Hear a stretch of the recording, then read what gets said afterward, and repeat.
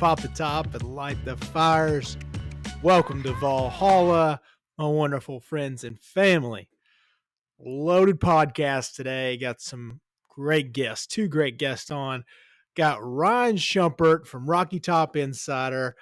Boy's a hell of a writer. And we're going to be talking some SEC basketball tournament, little baseballs. And we're going to be talking a little bit of free bets with both of our guests. And our second guest we're going to have on is one of my faves, one of my boys, Eric Cain. He is from 99.1 Sports Animal in Knoxville, host of the LockedOn Vols podcast, one of my favorite pods. And he covers for VolQuest. This guy is one of my faves, man. I'm telling you. Two great guests again. Ryan Schumpert, Eric Cain today. Man, this time of the year is one of my favorites. Especially now, no offense to the MLB, but college baseball is getting a little shine right now. Baseballs are doing wonderful things. Tony Vitello has got this young pitching staff turning and burning. It looks great. It's fun to watch. More characters that come along in this Tennessee baseball team. If you loved last year's team, you're going to love this year's team too. Basketball is in full force. We know what this team is up against. This is going to be one heck of an SEC tournament. I asked the boys a question, so hang tight for their answers. If you had a $50 free bet, I'm going to lay out the odds later on in the show with both of them. Who you taking? Doesn't have to be Tennessee, even though I do like the plus 330 odds they do have. But you'll be intrigued by their answers because it's all about value, my friends. It's all about value when it comes to that free $50 bet. So you can be a little bit extra gambler, if you know what I'm saying. So, like the odds, Tennessee's got a pretty good favorable matchup. There's some things that you worry about. You know, the free throw shooting wasn't fantastic against Arkansas. There's a lot of things that Rick even said in his press conference today, recording this again on Wednesday, March the 9th. So he talked about things that they can't do, and a lot of it derived from things they did against Arkansas in the second half. So hopefully Tennessee continues to work on that. There's going to be some, you just got to be more clutch down the stretch. You got to be a little bit tougher mentally, and just got to lock in on defense even more so because there's going to be a lot of pressing this next weekend down in Tampa. Looking forward to it. So much to look forward to this week. Man, tournament time. The UTC Mocs right here in Chattanooga. Went up to Asheville, I should say. I guess not right here in Chattanooga. Got to go up to Asheville. Anyways, buzzer beater already happened to send the UTC Mocs that way. We've got tournament games all day today and Thursday, Friday, Saturday, Sunday. Punching tickets. Selection Sunday is going to be huge. Vols could really push themselves into a 3 seed. The 2 seed is what intrigues me. Because if you win, I think the committee's going to look at like either, because this is going to be before the game is played against Mississippi State and South Carolina. The committee is going to be looking at that as an okay win, neutral side game. So it'll be like a quad 2 win, probably, maybe 3, depending on who plays. I think that if you beat Kentucky and then let's say it's Auburn in the championship on neutral site courts, you almost have to pop the top and light the fires. I just don't think's in the cards. Welcome to Valhalla. They like too many people. You guys know how that goes. That committee loves certain teams. And I just don't know if Tennessee's that one they're going to slide up to the one. They'd still make a case if Auburn made it the championship to give them the 1 seed, I think. Even though they lost Tennessee twice. And I guess in this scenario, it wouldn't blow my mind if they still gave it to Auburn because of Jabari and Walker Kessler. And they do have a really great resume, don't get me wrong, but I just don't see them moving Tennessee all the way up to a 1. but it'd be tough. But the 2 seed's very possible if they get to the championship. I think that's still you get to the championship and you play close in that game. There's a shot at 2 seed. There's a good shot. Should be a 2 seed, but it's up in the air, man. Depends on how everybody else plays. You're still going to have to get through some tough teams, and we all know this seems to be the Kentucky Invitational in a lot of ways. That's the way people look at it. They've won 43 SEC championship games. So it's like, God, bum, get them out of here or whatever. It's some crazy number. I don't know why I said 43, but some crazy like that. So wouldn't be surprised if Kentucky fully healthy does run the table again. I do think personally that Kentucky's probably the best overall team when healthy. Clearly we know what Auburn can do because they have the best player in the country. Again, I've reiterated this again. Chet Holmgren's really good. I think he's good. I like Paolo Banchero, but I watched Jabari and I'm like, damn, this guy can play. This guy can flat out play in all aspects pretty much of the game. So that guy's me probably going to the Oklahoma City Thunder or the Detroit Pistons next year. So, I looked at if you look at this Selection Sunday, it's going to be very interesting to see how things go. Even if Tennessee, if they win the next game, which you hope then you assume they would against either matchup, South Carolina or Mississippi State, because I think they match up well with either team, especially South Carolina, in my opinion. I think both those games were pretty bad beatdowns, and size, the defense against them, really, really something South Carolina couldn't handle, especially with the guard pressure that Tennessee puts on. It just doesn't really work for them. And that's okay, because I do hope that's a better matchup. But in that scenario, it's hard to beat somebody 3 times in one season. So you don't want to just overlook anything. And Ryan and I get into more in-depth conversation, but also Cain and I go over what he thinks about what the run's going to be like in the SEC tournament and the path that they're going to have to go down to make a big run. But very exciting times. Happy March Madness, everybody. And let's get to these guests, baby. Ryan Schumpert, what's up, buddy? Not much. How we doing? I'm good, my friend. I'm good. Oh, man, I appreciate you coming on today, dude. For sure, yeah. Happy to get on here, talk a little basketball, talk a little baseball. Best time of the year when we get SEC play about to get going in baseball, and then obviously can't beat March Madness. Oh, of course not, dude. This is one of my favorite months, like no doubt. I mean, I'm a big football guy, but also, let's be honest, college basketball, a little dabble of college baseball getting the primetime spot right now. Yeah. So pretty sweet. Again, this is Ryan Schumpert. Give him your accolades, dude. Give me everything you got for where you at, what you do. Yeah, so I work for RockyTopInsider.com, Tennessee beat writer, cover football, basketball, baseball, a little bit of Lady Vols. So really just about everything on campus. I'm a senior at UT. I'm coming to you from the student union right now, so hopefully no one walks behind me. I had to move things around a little bit to get the lighting better, so I've made a little interesting position for me to record this in here. Hopefully no one takes offense to it. Nah, dude, they don't care. You'll be good. Man, I appreciate you coming on, dude, because I know you work hard. I mean, just that's why I wanted you to give you all your accolades. I know you do multiple things. I read a lot of your articles on Rocky Top Insider, dude. To get in, like the reason I wanted you to come on is, hey, we got our mutual friend Greg Larnard. We both hop on that show here at 95.3 here in Chattanooga, ESPN Radio. But I was reading your starting 5 on the postseason basketball. Let's get a little intro softball question here. What'd you think overall in the regular season? Did you think it was a success? Did you think it was a little too home based, or did you like everything all around? No, I definitely think it was a success overall, and up there with, I think, Barnes' second best year at Tennessee, that first year with Grant and Admiral, 2017-18 season. I think pretty similar to that from a success standpoint. And I mean, you mentioned it as a question. I think a big question is the lack of success away from Thompson Bowling Arena, but some of that just goes with the schedule. Tennessee started playing a lot better, really, and kind of started turning around in mid-January, February. It's kind of felt like where they hit their stride. And granted, they just didn't really play. Arkansas was the only team in the month of February that they had a chance to get a good road win. Mm-hmm. And I think once you kind of Tennessee figured out some things about going four guards, how effective that lineup could be, how effective it is to play Chandler, Ziegler, and Vescovy at the same time. I think that's when Tennessee took off.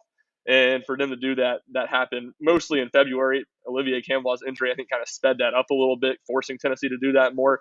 So I think it's a good regular season for sure. Can't ask for too much more. In the game, you kind of go back and look at least for me, to kind of, if I'm Tennessee, haunts you that Alabama game. You had a great chance to win that one right at the start of SEC play. You do that, you would have won a share of the title, but obviously without Chandler and Fulkerson in that game, and I don't think you can beat yourself up too much for that loss. So a good regular season, and questions going into the postseason, kind of like you said, but I think this is a Tennessee team that is built to play in March.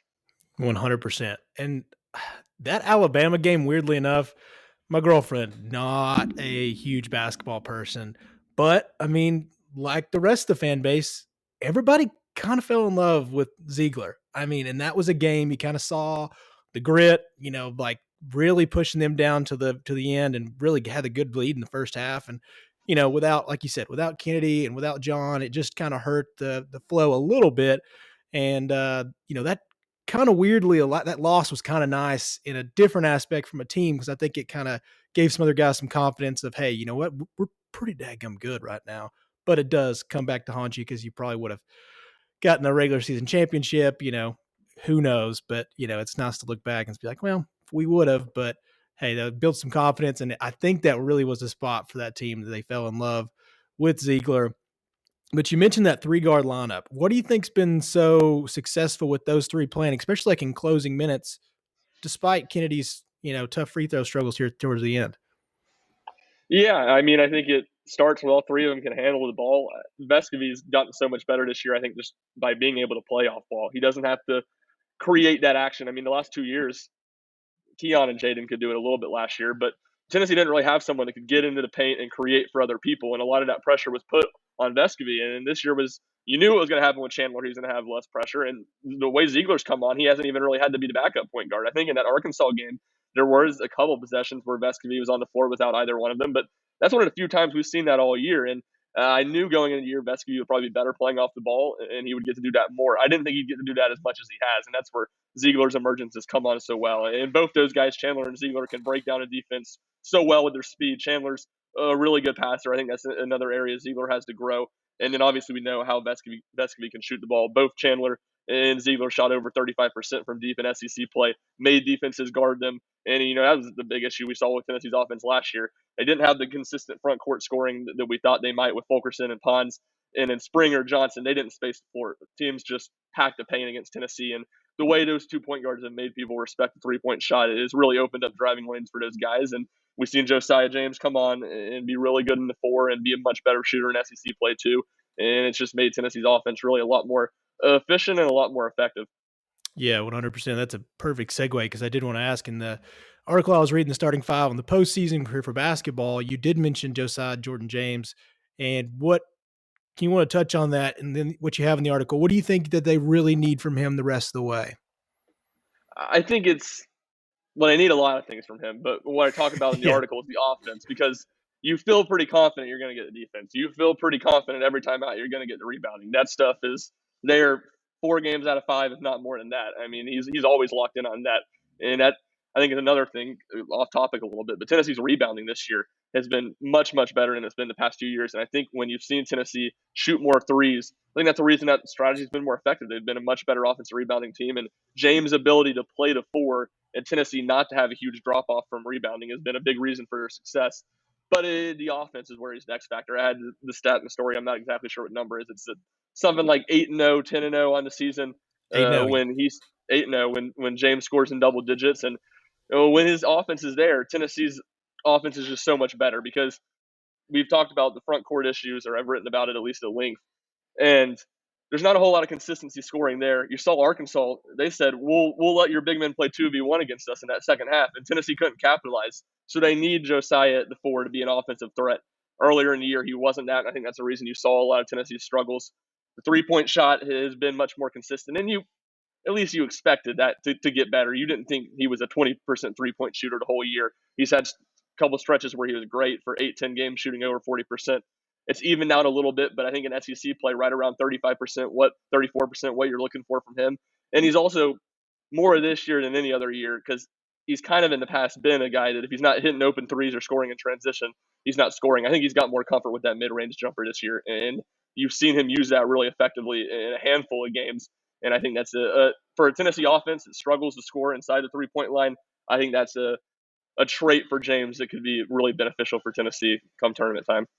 100%, because he made a really nice looking shot, because he does kind of get shot away whenever, he's not hitting, and he does settle for three a lot. And you're like, dude, what he came in as is this kind of a triple threat aspect. He was supposed to be able to do a lot. The reason he was a 5-star was the NBA size. Like, he really does have the frame. He's got the body, the athleticism, and like you've talked about at length, that defensive, like his one-on-one ability. I know Jabari got 25 in that Auburn game at home, but that was a tough 25. And that's the first time I've seen somebody really handle him, got at him physically. And, you take away a tough 4-point play, it knocks it down a little bit. But Josiah, man, like that pull-up jumper he hit against Arkansas, I mean, I know we were reeling, but that was a nice pull-up jumper, and that's an aspect of nowadays game. It's not as prevalent, but he's somebody that's a good shot for him. That's a good, I'm in rhythm. I'm going to do this. I'm going to step up. So I'm very, very excited to see him if he can really push that pace, especially during the SEC tournament, because we're going to need him a lot. And to go into that, how are you feeling about this Tennessee path in the SEC tournament? Well, I think it's two-sided, because I think Tennessee got as good a draw as anybody with the Friday game, getting the winner of South Carolina and Mississippi State. Two teams I think Tennessee matches up well with, two teams that won't have anything to play for. Mississippi State, too far from the bubble. I think it would take an SEC title for them to make the tournament, so you don't have to deal with that with A&M or Florida. If Auburn would have lost and Tennessee got a share at SEC, obviously that would have been a huge win for Tennessee, but that would have been a downside. You would have been playing on Friday night too.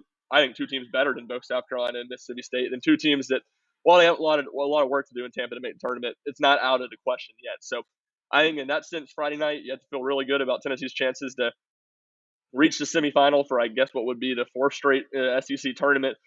But I think Kentucky's the best team in the league. And to me, it's the two tiers at the top of the league. It's Kentucky and a tier above their own. I think they're good enough to win the national title. And I think Auburn, Tennessee, and Arkansas are teams that, I think will probably have a great chance to make it the second weekend, could make it to the Final Four if things go right, but I don't think have the talent to win a title. I think those teams are right in the next group. And I think Kentucky, having to play them in the semifinal is worse than playing Auburn, is worse than playing Arkansas. But at the end of the day, you're going to have to beat, most likely, no matter where you were seated, you're going to have to beat Kentucky to win a title. Tennessee will have to do that on Saturday. And I think the one downside, and maybe this is just recency bias, you go back and look at that 2019 tournament run where Tennessee played Kentucky in the semifinal in an epic game that took everything out of Tennessee. And granted, Tennessee has more depth on this team than they had on that team, but you could tell they were worn out and tired when they got to Auburn the next day, and it didn't give them a great chance to win the title. That's the one thing that I could say the real downside of it is, but at the end of the day, to be the best, you got to beat the best. And Kentucky's probably going to be standing in Tennessee's way at some point. It's just going to happen to be the semifinal. Yeah, that is always one of those things that you hear. It's the Kentucky Invitational. It's like, I hate that so much. So I'm going to ask you, I don't know if you're a betting man, but say you had a $50 free bet to win the SEC. And I'm going to give you some odds here. So Kentucky's at plus 190, Auburn at plus 260, Tennessee at plus 330, Arkansas at plus 750, LSU plus 1,000, Alabama plus 1,500, and everybody else is plus 4,000 or above, starting with Florida and Mississippi State. You have a $50 free bet. Yeah, the free bet part of it makes it a little interesting because you can go with a little bit of the safer play. I'll go Arkansas. I think value for your money there. I think they're the fourth best team in the SEC. I think they're worse than Tennessee. But from an odds standpoint, I don't think they should be that much worse than Tennessee. And I do think they match up pretty well with Auburn. Obviously, we've seen them beat Auburn and Kentucky. That was both at home. Arkansas has a similar situation with Tennessee where they don't have a ton of great road wins. But I think from a value standpoint that Arkansas is your best bet there. Okay, well, good. That's what I was wondering. I didn't know what you thought. Anybody outside of the top four that you think could make a sneaky run? Not really, to be honest with you. I mean, Alabama's a team to say it has the potential, but I don't think they play the defense. I don't think they've had the rebounding, and I don't think that they don't have the shooting consistency. I mean, maybe they get hot for 4 straight games, but to me, that's unlikely. This team has not shot the 3-point or nearly as well as last year's have. and top of the defense not even being in the same stratosphere. LSU has too many defensive weaknesses. And look, that Auburn team a few years ago to beat Tennessee is the only team since the SEC expanded to 14 teams. And they started the double bye back in what I guess would have been 2013, the 2013 tournament. That's the only team that's not had the double bye that's won the tournament. So it's a really, really tall task to go do that, winning 4 straight games on 4 straight days. And I don't think any of those teams this year have it in their makeup to do it or really make a deep run. I think that top 4 in the SEC truly is the best 4, and there's a pretty decent gap after that. Oh yeah, this is the biggest discrepancy I've seen in a while because, like you said, even at Arkansas, you're like that team, like they're relatively high odds even to win a national championship comparatively to like your next 4th best team in a conference. So I don't know, man. Those guys are pretty good, and like you said, Alabama and LSU just so inconsistent. It just doesn't look good. Do you want to move on to some baseball?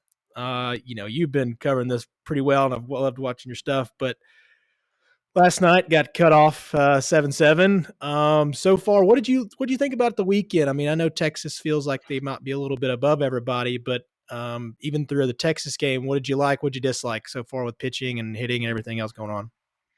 Yeah, well, I think the 2 big things is the starting pitching, Chase Burns, Dollander, even though he didn't have a great outing against Baylor on Saturday, and Drew Beam, who to me has probably been the surprise of the season so far. All 3 of those guys seem like the real deal, and especially when you look at Burns and Dollander and stuff that they have, those are, from a talent standpoint, Friday night SEC guys. I mean, Chad Dallas was a really good, effective pitcher for Tennessee. Garrett Stallings was back in 2019. So I don't mean that to discredit them. They were effective. They won a lot of Friday night starts for Tennessee.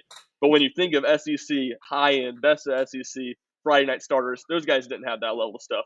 Both Burns and Dollander, they have that level of stuff. And for Burns to, in his first test of big-time college baseball against the number 1 team in the country, to pitch as well as he did, it was really, really impressive. And I know that he exited that game in a 1-1 tie, but I really thought Tennessee outplayed Texas for the first 5 innings of that game. And then it was once it got into the bullpen then when Texas really took control. So both of those guys, especially Burns, the maturity, the poise that he's had as a freshman. Tony Vitello's talked about that a lot. He's just not really a normal freshman. And he said the same thing about Drew Beam, too, from a mentality standpoint. So I think that stands out.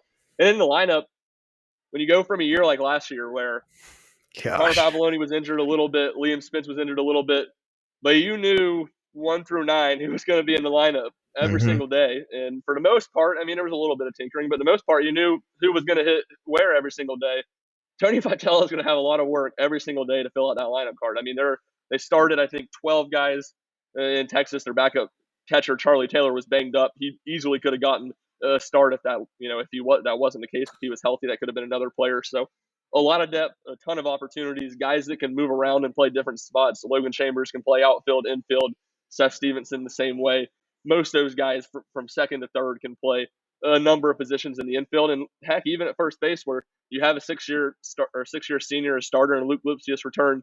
We've seen Blake Burke come in as a freshman, really forced Vitello to give him bats, and he's made the most of them. And it's really deep. I don't know, it's a short sample size of what we've seen against high-level pitching, but certainly once they got past that Texas game, the bats were great in Houston last weekend, and I think they're going to be not as big as a drop-off in SEC play as maybe I expected going into the season. Yeah, that's what I was kind of wondering was what did you think? Like, did you kind of expect this rise or did you not? I mean, because there was some big shoes to fill last year. Like you said, you felt like every at bat, you're like, dude, who knows where this was going to go, especially inside Lindsey Nelson. Let's be honest. It's a big hitter friendly ballpark. And it showed a little bit in Omaha. Greg and I got to go out there. Let's be honest. It was a little tough outing, but this pitching staff, especially these young guys, I mean, you go both the Chases and like you said, Drew Beam, what a big improvement on Sunday. And, let's be honest. I don't know if you thought Kirby Connell's stash and the mullet and the whole flow, I don't know if that was a big change on Saturday that kind of sparked the rest of the weekend for a pretty dominant run after that 4-0 start. That's a good point. I mean, I don't even know who it was a fan of. I think it was a pitching ninja retweeted it. It was like a quote tweet of his thing and about it. And it was like when you got to retire the side at 4 and tie a damsel in distress to the train tracks at 6. And that mustache is legitimately like a evil cartoon mustache at this point. I mean, it's remarkable. And Yeah, I mean, I think the depth standpoint, they have a lot more arms this year than they did last year. I thought all season last year, to me, that was the biggest weakness. They were the biggest question mark of the team is they just didn't have a bunch of guys in the bullpen they could rely on. And I think to a degree, you saw that hurt them when they got to Omaha. Sean Hunley, Camden Sewell had been taxed so much that you Mm-hmm. don't know for sure that that's the reason that they weren't effective, but you have to think it at least played some part. And I think Tennessee is going to have much better depth this year. I think it is still an ongoing process of figuring out which of those guys can be consistent. But to me, they have much more guys in the bullpen. A lot of younger guys. Xander Seacrest has been starting midweek games has been really impressive. To me, I think he's going to push his way into a bullpen spot in weekend play. So it's a lot of figuring out there, kind of with the lineup. But I do think the pitching depth is another area. Besides, I think the top end talent, the pitching staff's probably taking a step up. It's Frank Anderson's great, and it's kind of remarkable how they've been able to year after year continually improve a pitching staff that has been really good basically since Vitello's second season. Yeah, 100%. This fan base has kind of fallen in love with this team, especially after last year. Let's be honest, it kind of rolls into flows and a great version of a snowball effect here. And man, I'm excited to get back, dude. I appreciate you coming on, my friend. Once again, let them know where they can find you, what they can do for you. Yeah, for sure. So find me on Twitter at rschump00. That's RSCHUMP00. And then all my stuff on RockyTopInsider.com and give us a follow on Twitter too at RockyTopInsider. Thanks, my dude. I appreciate it. Ryan Schumpert, everybody. My man. Eric Cain. How's it going, my friend? Hey, it's going well, man. Glad to be back here. Glad to have you, my friend. Glad to have you. Well, this is Eric Cain from LockedOn Vols podcast, one of my favorite places to listen to all things Tennessee Vols. He's a writer. He's a cover for football for 99.1 the Sports Animal. You do a lot, my friend. How's everything treating you in life? It's good, dude. It's a fun time. Little taste of crossover season with baseball starting. Basketball is getting into tournament action. You got football that's about to start spring practice. So it's still staying busy for sure. 100%. Well, speaking of a little football, I know that this week was a little, I don't know. How did you feel? Do you think it's a sad time or just like or how do you feel about the orange and white game getting, I guess, canceled in a different aspect? Yeah, I think it's important for fans. So from that standpoint, I'm a little upset about it. But from a Tennessee perspective, from a coaching perspective, I mean, you can care less about the orange and white game, man. I honestly feel like it's from a coach's standpoint, it's almost like a wasted practice. You only get 15 of them. But I think the administration's doing the best of a bad situation, trying to make it an all-vol weekend. And, there's tennis on campus, there's track, there's baseball, which is good. But putting up those two big old screens in the Vol Village and food trucks and everything and letting fans come in and watch that's better than nothing, right? It's just simply, there was no alternative. I know Chattanooga, they were looking around down there and it wasn't anything you can do about it there. Nashville was out of the question. And, inside Neyland Stadium right now, there's no chance of a football game happening in there right now. No. What I heard, those renovations are going to be pretty nice, though. Oh, yeah. Yeah. Do they have the video cam up? I know they were talking about like they wanted to do like a 24-hour cam for like these renovations because fans are kind of that way. I haven't seen a 24/7 video cam, but I've seen weekly updated pictures. And okay, yeah, that's good enough for me. I'm not the guy that's going to sit at my computer and watch what's going on, but I know there would be some people that would do that. So 100%. We know these people love all things Tennessee, and if you're retired and got nothing else to do, I'm sure there's some guy out there in Middle or East Tennessee that's going to be loving that. So, well, I know you talked about and Chad Simmons reported this week that Nico, 5-star. Can you give me a great pronunciation of his last name? 5-star Iamaleava. Iamaleava. Okay. Hold on one second. Let's see here. I referred to him as the Cali kid before he started kind of blowing up and Tennessee became a real factor. Yep. Nico Iamaleava. Yeah, there we go. That's beautiful. Yeah. Even I have to make a pronunciation guide and have it on me 24/7. Well, I heard it the other day and I was like, that's pretty good because I didn't know if the V was in that or if it was, how that was working. But the Cali kid is looking like it's good for Tennessee. Where do you think he actually lands on the radar, or is that just kind of like a maybe? Well, right now I'd say it's a maybe at best. Tennessee's in it. Don't get me wrong, but he's taking his swing through the Southeastern Conference essentially. He's gonna have 2 to 3 more unofficial visits that look like official visits essentially, Mm-hmm. and just kind of see which school best fits him. Now, the variable in this whole ordeal is Arch Manning. If Arch Manning lands at either Georgia or Alabama, that team's not going to take Nico, right? So Yep. I think a number of recruiting services and crystal balls and all that type of situation as Tennessee is maybe the second best odds right now, and that's, I'm going to be honest with you, that's probably just because he just came off a visit here though. Oregon's Mm-hmm. going to be the favorite. I think it's going to be tough to get him off the West Coast. And if he stays out there, I think he's going to Oregon. But Tennessee's definitely in this. I think he likes Tennessee fans. I think he likes the coaches. This was his second time down here, and the whole family was able to come this time, which I think was very important to him. So, we'll Uh-huh. see. I don't think he's going to do anything anytime soon, but this will be a late spring, maybe early summer commitment somewhere. And Tennessee's in it for sure. So this will be one to watch going down over the next couple of weeks. Yeah, because that's one of those things. Is like these quarterbacks. It's always going to be.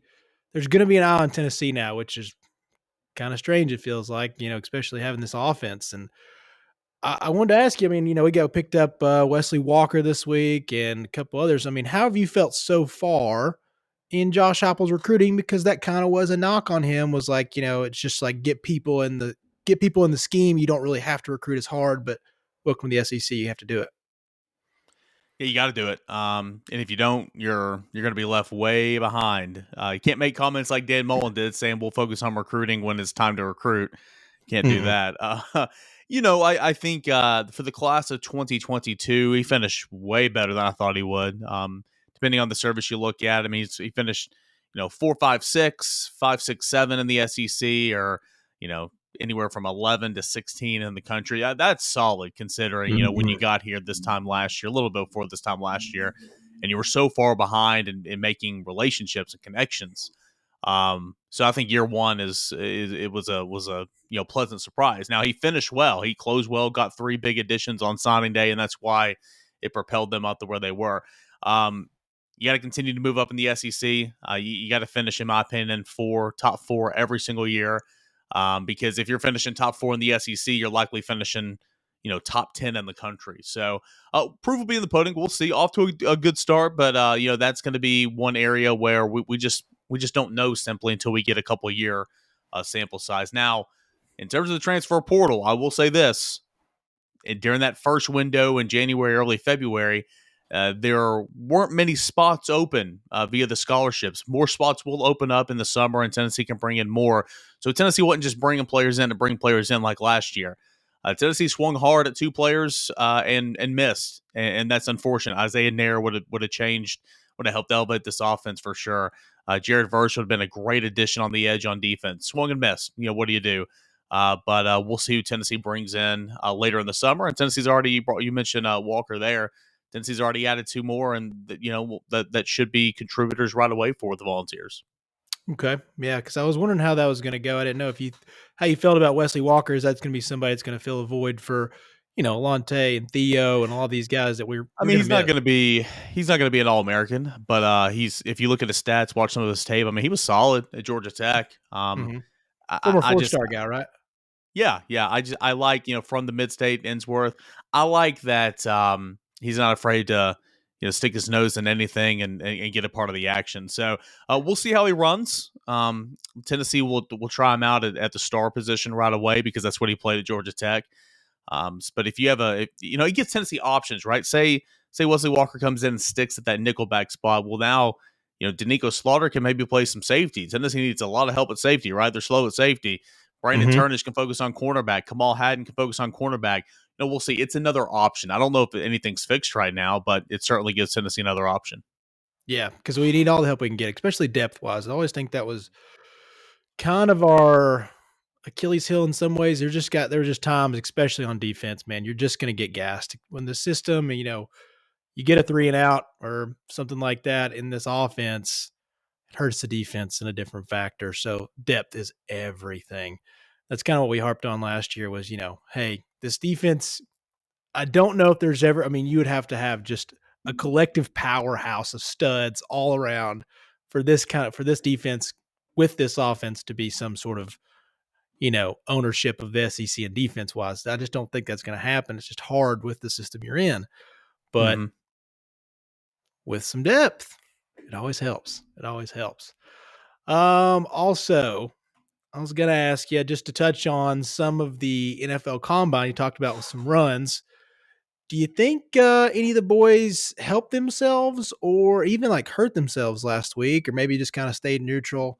I know you're not looking at a 40 time with Cade Mays, but it helps. I'll say this. I don't think any of them hurt themselves. Cade interviewed well. His versatility, I think, is going to be a big factor. So I think he did fine. Matthew Butler, Matthew Butler just strikes me as a coach in 10 years. He's got the coach speak down pat. Yeah, he did a good job ran in the interview with you. Yeah.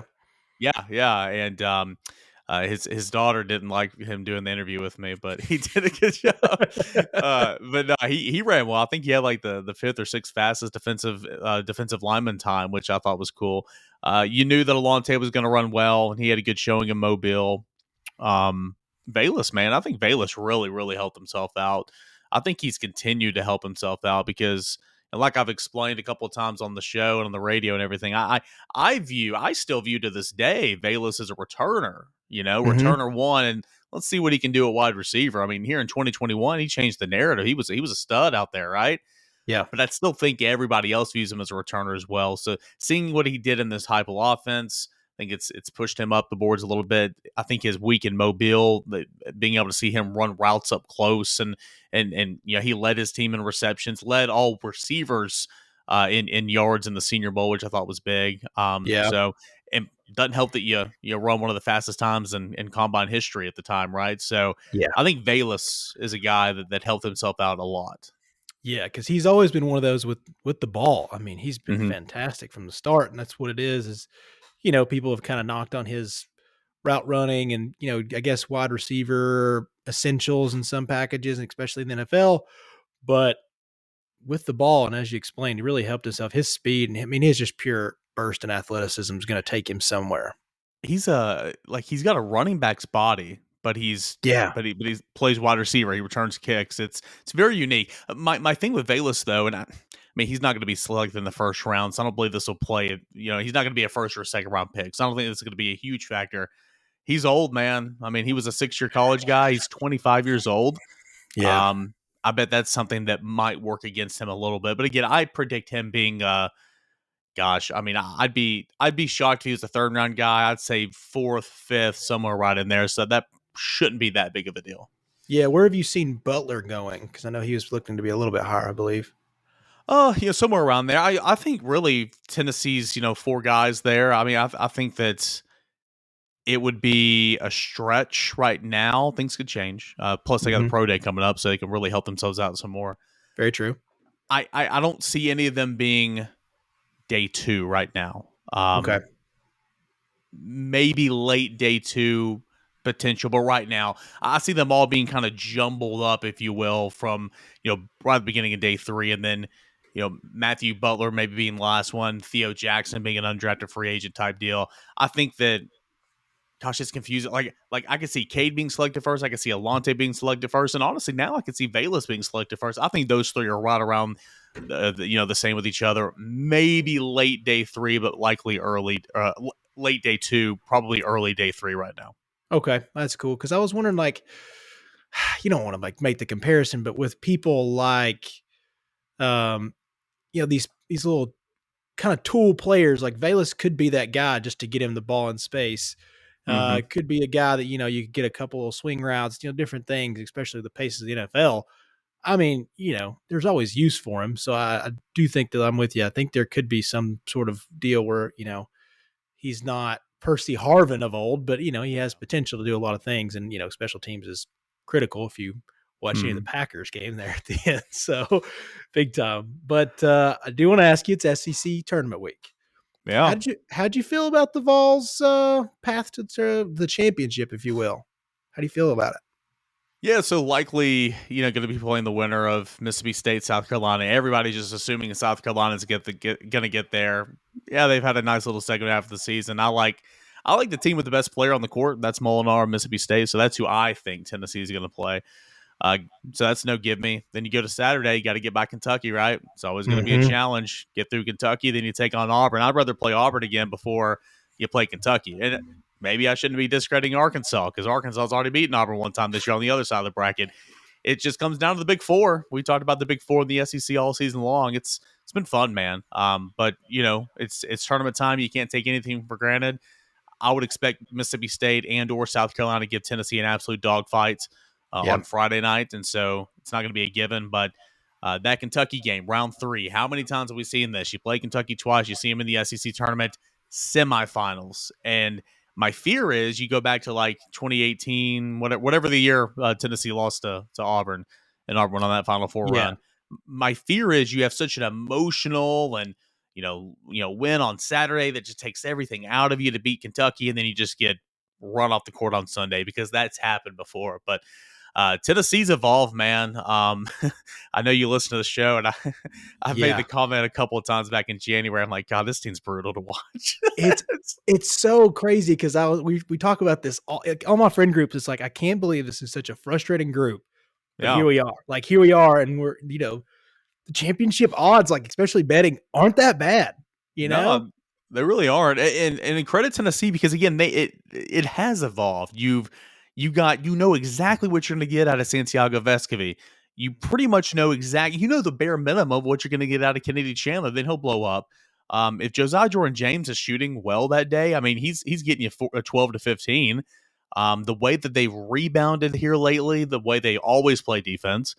I mean, if this team could just hit free throws, I mean, gosh, you talk about something that's going to hold them back, something that's going to cost them in the tournament. My fear would be free throw shooting. Kenny Chandler's I have no clue what's up with him, man. That right there, I'm not trying to harp on Kenny Chandler here. No. That's going to hurt him this summer in the NBA process. It really will. But we'll see, man. They're fun to watch now. They've always played hard. They've always played great defense, so it's always given them a chance to win. But they've gotten better shooting as the years gone on. So I could see him completely winning the whole thing in terms of the SEC tournament, making a deep run next weekend and the ensuing weekends. Or I can see him, not being able to shoot away from home and getting out in the second round. So who knows? March Madness, right? March Madness. Yeah, because that's one of those things is like the offense in the tournament, you get a little tight. Defense travels though. So hopefully that kind of works out for us. But, defense has traveled also, and we've lost some close games, and, with the Arkansas way, it's like, oh my gosh, we played good defense, but couldn't shoot to save our lives. So I wanted to ask you, I asked the same thing to Mr. Ryan Schumpert earlier. You got a $50 free bet. So this is kind of up to you. Here's the odds of winning the SEC tournament. Where are you going to put your money at? You can take this as a value, or you can just, win your couple $100 or whatever. So we got Kentucky at plus 190, Auburn at plus 260, Tennessee at plus 330, Arkansas at plus 750, LSU at plus 1,000, Alabama at plus 1,500, and then Florida down. Everybody's plus 4,000. Where would you put your money right now if you had a $50 free bet? Plus 750 with Arkansas. Yeah. I mean, yeah, and Tennessee was what, plus 330? Yeah. I would go one of those two for sure. And it's more because of like what you said, it's value, right? I mean, yeah. Arkansas has beaten the rest of the big three in the SEC this year. Tennessee has beaten the rest of the big three in the SEC this year. Now, none of these games are at home. I get that. True. But anybody can beat anybody, and they're all going to play each other here on Saturday and Sunday. So because of the value, you're giving me $50. Gosh, I'm probably laying at plus 750 or whatever on Arkansas. Oh, I'm sprinting there, right? Because sure, you got to go through Auburn. I get that. Then you got to go through either Tennessee or Kentucky. But I love that value. And again, that 330 is not bad for Tennessee either. So one of those two teams, but probably I would say Arkansas right now, just strictly because I love that value and you're going to get the most back. Yeah, that's kind of what I was thinking too. And that's what Shump said. I mean, the big four, those teams are going to travel. Those fans are going to travel well, I think, especially, I mean, Tampa, it's, from Nashville or Knoxville, you got a bunch of Allegiant flights. It's going to be pretty easy to travel down there, I think. And plus, it's going to be pretty nice down there. So it wouldn't be a bad little mini vacay for somebody, Oh, yeah. if you want to take some time off, a little spring break action. It's not bad, dude. Not bad. I'll be down there at the end of May, so I'm looking forward to it. Oh, okay. I go down there frequently. I hop on that Allegiant and head on down Yes. to St. Pete Clearwater. That's my voyage. So not doing it this time, but I bet it's a beautiful time of the year, and I'm with you. That it's a great little mini vacation here this weekend. Yeah, man. Well, dude, I appreciate it. Just want to have you on today and let the people know where they can follow you and like you and all that fun stuff. Real quick, man, I don't want to take over your show here. What do you think about Kelsey Pope? I like the hire. It's nice to have something within, and I know he interviewed with Heupel before, and it just was nice something to bring in while you had him there, and I'll take that. I mean, like I know you mentioned it. I don't think it's this magnificent home run hire, but I do think it's good. Let's establish something. It seemed like the wide receivers were happy about it, so we'll take it. What do you think so far? Yeah, I talked to I put a story out there at VolQuest.com yesterday and talked to a couple different prospects, and they were pumped up. They were excited. They think that he deserves it. He's been out there recruiting for quite some time now. He's just not been an on the field coach. So yeah, we'll see what happens. He's young. I mean, this is easily his first big boy job. But I do think, like you said, it helps that he's been there. He's seen the system working, and he's been working with these receivers for the past year on the practice field. Okay, so it's not like he's brand new. And I would say he's had a hand in some of the successful stories here lately. So at the end of the day, people are like, LOL at this hire. Couldn't Tennessee do better? My response is, it's a wide receiver position coach that opened up in March. Who cares, right? Who cares? Yeah. And that's devaluing it a little bit. And I'm not trying to do that, but I think it helps too that you have this system with Heupel and with Golish being there as well. So we'll see. I think it's awesome for Kelsey Pope for sure, and I think that it could have been a whole lot worse, I guess is what I would say. So that's kind of how I view it. But to the question you asked me, you can find all my work on Twitter. I post everything at _Cainer. Host the LockedOn Vols podcast. Subscribe on YouTube. Almost there to the goal there. Let's go, baby. Road to 1,000. Yeah, hit the run to 1,000 for sure. But also available anywhere you get your podcasts. And so all my writing work there. It's at _Cainer. Dude, I appreciate it, man. And there's gonna be we'll go back to real quick to the Kelsey Pope thing. I mean, we're not going to have a big whole coaching list in March for a wide receiver coach, but yeah, hey, there's no former offensive coordinator is going to want to come and coach your wide receivers in March. So that's my biggest thing. Trooper Taylor wasn't coming home, everybody. All right. No. Like Taylor had a nice gig with Cut at Duke, was a holdover with the new staff. They've appointed him to assistant head coach. He's good. Like he's good. So yeah. I think it's fine, but we'll see. He's got to be able to recruit, and that'll to coaching college. You got to recruit, so I guess we'll find out soon. Yeah, youth recruits too. Hopefully that carries over, man. Well, happy March Madness, my friend. I hope you have a great weekend, and let's see how these Tennessee Vols do this weekend, bud. Absolutely, dude. Holler at me anytime. Would love to come back on and chop it up with you again. Thanks, Cain. Thanks for joining, guys. I appreciate it. Great to be joined by those guys. As always, please like, subscribe, follow on Apple or Spotify or YouTube, of course. Links are going to be down below. All of their fun Twitters and links and websites are all going to be down there too. Thank you so much, Terry Cain. Thank you so much to Ryan Schumpert. You boys are awesome. Keep doing what you're doing. We all follow you. We all appreciate you. So, everybody, happy March Madness again. And as always, welcome to Valhalla, baby.